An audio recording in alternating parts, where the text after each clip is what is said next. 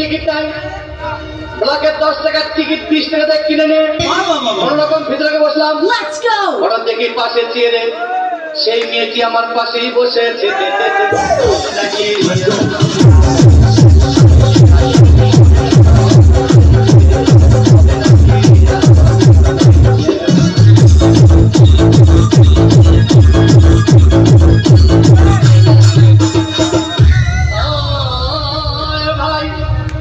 Cinema আরম্ভ হয়ে গেল।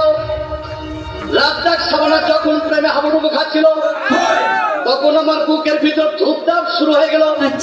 আমি যদি প্রেম করতে পারতাম তখন দেখি পাশের সিটে বসা সেই মেয়েটি আমাকে সিমটি মেরেছে।